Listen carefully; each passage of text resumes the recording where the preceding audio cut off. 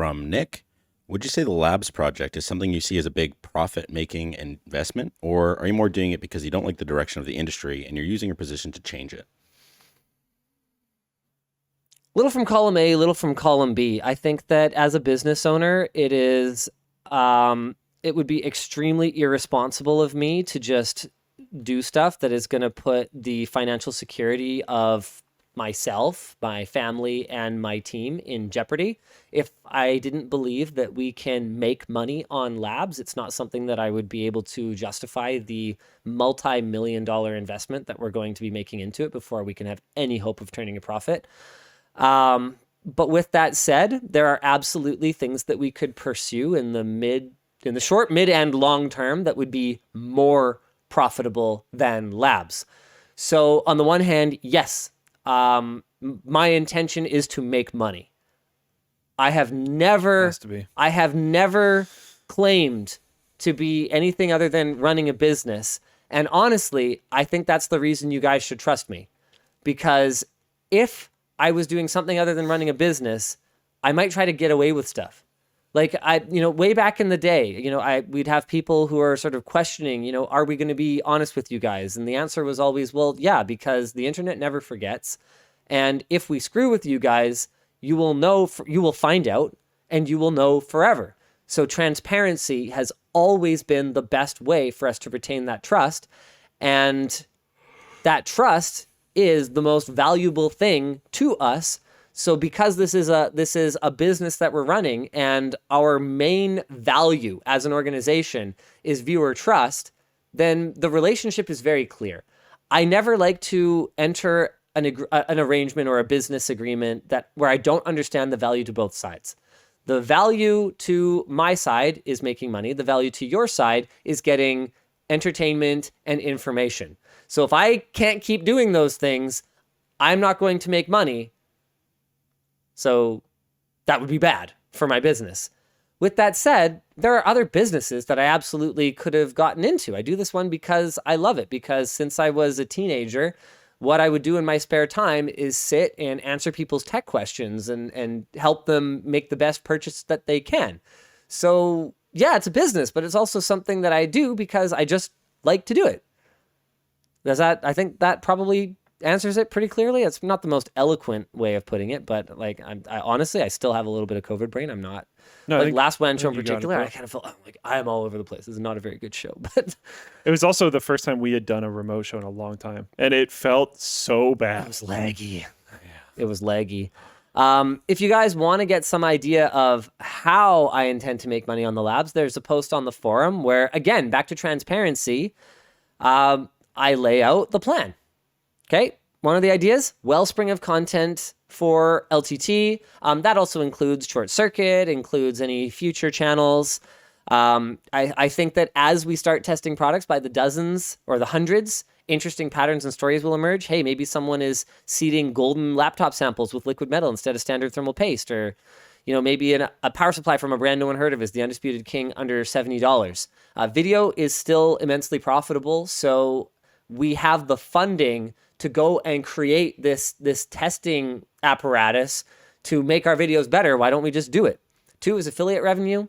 If LTT Labs achieves my goal of creating an alternate spec sheet where pretty much it's the only site you need to make a good purchase decision, then we should be able to get a ton of affiliate revenue from it. Advertising on site is unlikely. I hate ads, so I just don't think there's going to be a ton of that on there. It's possible we'll put some banners here and there, but it'll be more likely that we're just pushing the channels, pushing affiliate revenue, that sort of thing. We could get into certification programs and third-party validation. This one has the potential to create muddy waters, but I think there's ways that we could silo it to make it so that it doesn't have to, and the certification team doesn't have to affect the editorial team. Maybe they just don't even talk to each other. They're in completely separate offices. I don't know. I think we could figure it out. I think that's also probably the one that's furthest down the line. That's a fair ways down the line. Well, I would have said that, but then we had a large global brand reach out to us earlier this week asking us to take a look at a product that is in the very early stages of development to provide feedback on it. Okay. I decided that where I'm at today, I'm going to accept that, but not paid. So I just am really interested in this product and I'm really passionate about it. And but I'm not in a position where A, I have the time to like provide proper feedback And we don't have the myself, expertise set up yet. and B, to have the facilities to provide don't empirical, quite objective feedback. Have that $1.2 billion R&D budget yet. Yeah, Unfortunately. I could use $1.2 billion. I think I could do Yeah. a lot with $1.2 billion. Yeah, probably a little bit more than Twitter. Yeah. So the way that I did this, I don't think it creates any kind of conflict of interest for me to be involved. I just really want this product to be better, and I know that I will have some ideas if I play around with it. So that was my compromise for now. But I think in the longer term, it would be better for me to just recuse myself from that sort of thing. Like I could talk to the team about, here are ways that we want to guide the industry towards being better. We should really be focused on things like repairability as we provide this feedback. We should be focused on things like not saving $1 today to cost the consumer $10 tomorrow. Like putting together those guiding principles, I would like to be involved in. But in terms of the actual evaluation of the products and even knowing like how much the transactions are either way, I think I should just not be involved in. Right. Turning our testing knowledge into product development processes. This one is going to happen. I promise you this will happen. If we figure out how to make the best keyboard, why don't we just make the best keyboard? Yeah, there's conflicts of interest there too, but I don't know. We'll figure it out. I'd like to think that if I had a mouse pad, I could still say another mouse pad is really good. I mean, we even said that in our launch video for the mouse pad. We were like, yeah, hey, we weren't quite at the spec of this other mouse pad. We think it's okay because you actually have to travel like this many meters for it to drift this amount. We think that's accurate enough for your caveman hands. But we know that this one actually did a better job. Shout out them. I'd like to think that we could be trusted that way, but I guess we'll have to see how that turns out. It's a fine line to walk, but it's also technically a fine line that we've been walking the entire time. For a long time. So, yeah. There's the possibility of putting certain content behind paywalls, like having professional level content versus consumer level content. It seems unlikely to me, but it's possible. And then there's direct sales of products through the site. Why don't we go full circle and become a retailer? Like, why do we take affiliate revenue when we can just put up a warehouse and just sell it to you directly? There's more conflicts of interest there, potentially.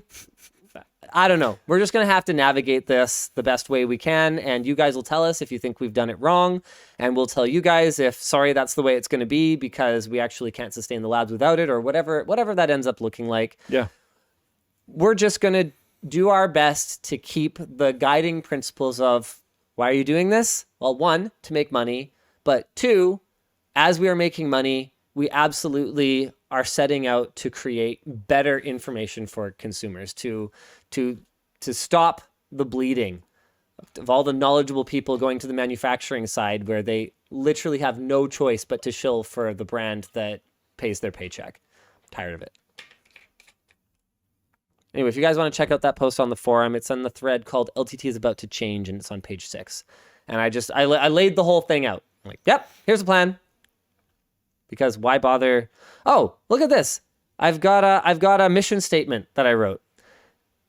LTT Labs is the answer to manipulation of on-site reviews and the degradation of the quality of online tech media over the last 10 years.